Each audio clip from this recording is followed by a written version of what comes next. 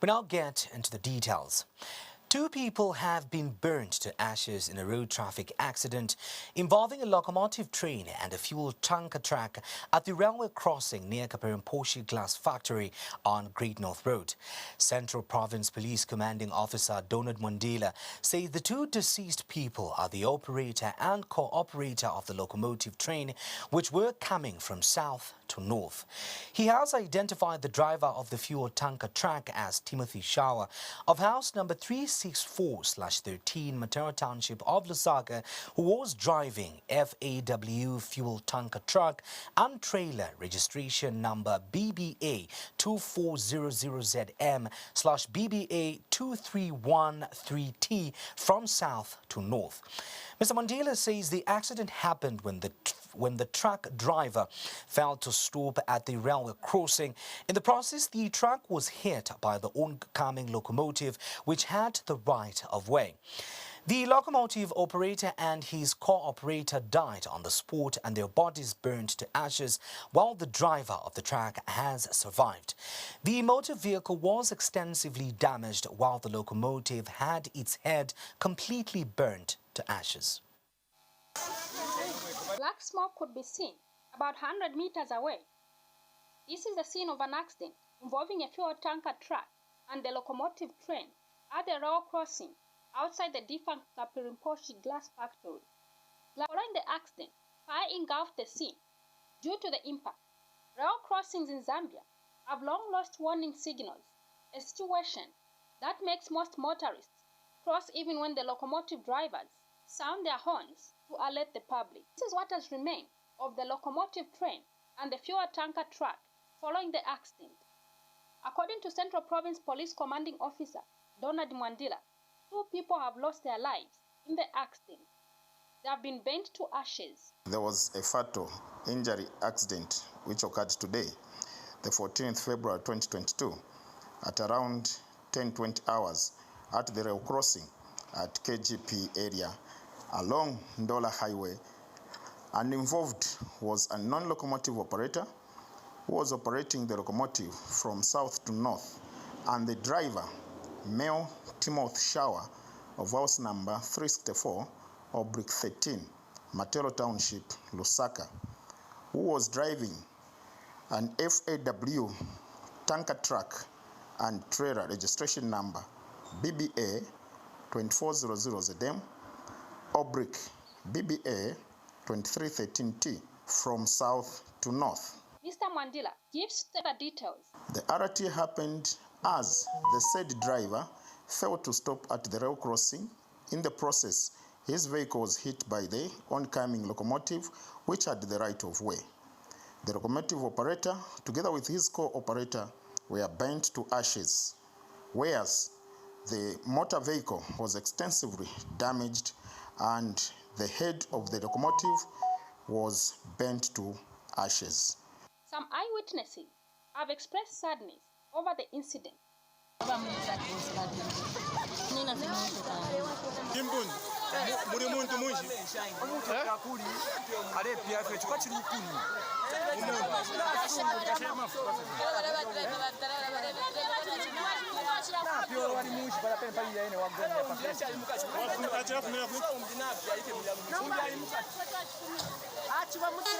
Extensive damage has been caused to the motor vehicle, while the locomotive had its head completely burnt to ashes. Zambia Railways is yet to issue a statement on the matter. Helga Chibwe, Diamond News. Police have jointly charged and arrested Thelma Jongolo, aged 29, and Ernest Miti, aged 28, for murder of Agatha Liyungu, 34, whose remains were buried in a shallow grave at her residence in Lusaka's HELLEN KAUNDA. Police spokesperson Ray Hamonga says the duo, whilst acting together, allegedly murdered Agatha Jongolo Liyungu. The victim shared the house with her younger sister, Thelma. And Diamond TV has learned that the body of Agatha was buried on Sunday as it was in a decomposed state. It is the sort of story you see in Hollywood horror movies, but face value investigations appear to be bringing reality to Lusaka in Zambia. The murder of 34-year-old Agatha Liyungu has continued to raise more questions than answers. Many that were close to her continue to recount memories of her. They became more like family instead of friends. Ever since I moved here 6 years ago, they were very close, and Agatha basically spent her time at home, at my home. Even on a Monday, before she died Tuesday, she was at my home from 7. We had breakfast together, lunch, dinner. That's when she came back home. She used to complain about her sister, her drinking, her making noise, and now she was complaining about the boyfriend who started staying with them. So every day she would complain. She moved all her 2 big suitcases at home because her sister would sell her clothes most of the time. So she was changing from home every day when she's going anywhere. Her kids and my daughter are friends. It's so emotional. Still was surprised that she was killed and buried, because there was a time we asked the sister. She said, we don't know. She don't know where the sister's gone. Yeah, because we stopped seeing her. Etamboyo Nyambe shared a close friendship with Agatha and remembers the fears she had about her young sister. Anything could have happened, because the other time she suspected they poisoned her drink. We took it that maybe she was just talking. I don't know. I really don't know. Maybe, as you may know, she had a mental problem, but it wasn't that bad. She took herself to the hospital whenever she had a review. She had lapses, but not all the time. Not all the time. So maybe that's why people never took it serious when she used to complain about her situation at home. Police spokesperson Ray Hamonga says investigations have since continued and the 2 suspects are still in police custody. The matter is still under investigation, and then at an appropriate time we will give you a statement as regards to how our investigations are proceeding.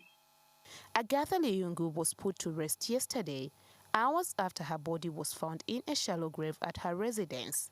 This was after a post-mortem was conducted.